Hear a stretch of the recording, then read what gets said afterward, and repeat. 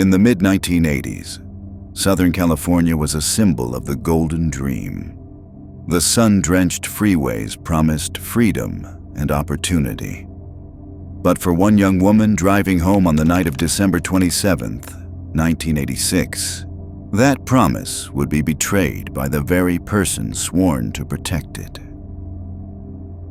20-year-old Cara Evelyn Knott was a junior at San Diego State University, studying to be an elementary school teacher. Her father described her as an animal-loving artist, a considerate daughter who always called to say she was on her way home. Craig Peyer was a 13-year veteran of the CHP. His performance reviews were outstanding. He was known as a productive professional officer trusted with extra duties. By all accounts, he was a model cop. Unbeknownst to his superiors, Peyer had developed a sinister pattern. For months, he had been targeting young women driving alone at night, pulling them over for minor violations and directing them to this dark, dead-end off-ramp. There, he would detain them for up to 90 minutes, asking personal questions. At least 2 complaints were made to the CHP about these stops in November 1986. One sergeant, instead of investigating, commended Peyer for his safe procedure.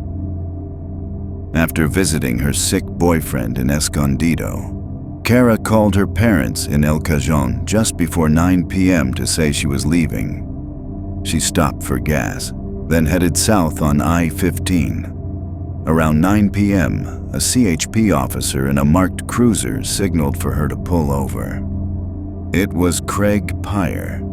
He directed her off the freeway at the Mercy Road exit. When Cara didn't arrive, her family grew frantic.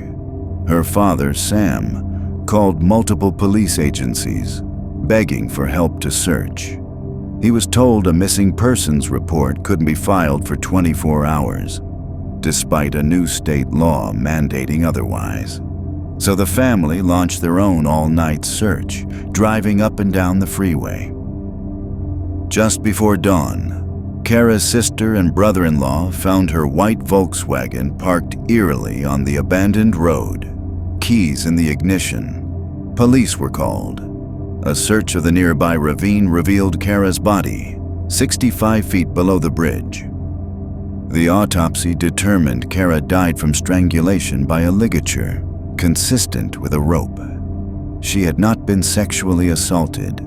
She had defensive wounds on her hands and a bruise above her eye, consistent with a blow from a heavy flashlight.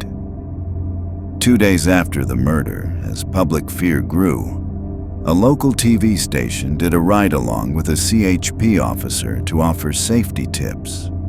The officer was Craig Peyer. As he advised women on how to stay safe, viewers could see fresh, parallel scratches on his cheek and neck.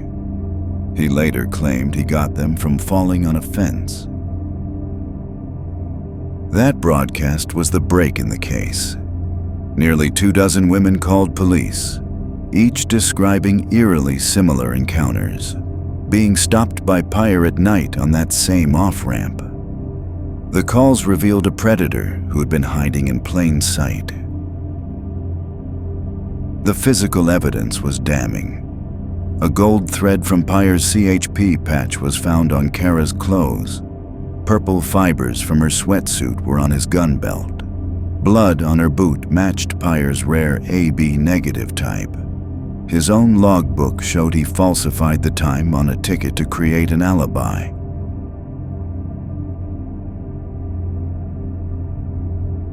Peyer's first trial in early 1988 ended in a hung jury, with a 7-5 vote for conviction. The Knott family and public were devastated. Peyer remained free on bail. The district attorney brought in a new prosecutor for the retrial. The case was streamlined, focusing on the overwhelming fiber and pattern evidence. In June 1988, the jury returned a verdict: guilty of first-degree murder. At sentencing, Cara's father, Sam, spoke directly to Peyer. "You have been hiding behind your badge and breaking your sacred trust to society." The judge, calling the crime heinous, sentenced Peyer to 25 years to life in prison. Sam Knott's fight wasn't over. He sued the state, arguing the CHP negligently supervised Peyer by ignoring the complaints. While the state was ultimately not held liable, the lawsuit exposed the institutional failure that allowed a predator to keep his badge. Craig Peyer has been denied parole multiple times. In 2004, 2008, and 2012, boards have cited his lack of remorse and refusal to provide a DNA sample. He is next eligible for a hearing in 2027. Sam Knott planted a memorial garden of oak trees near where his daughter died. He died of a heart attack at that very spot in 2000.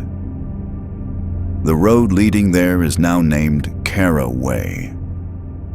Her case left a permanent scar, a reminder that the symbol of safety can sometimes be the greatest threat of all.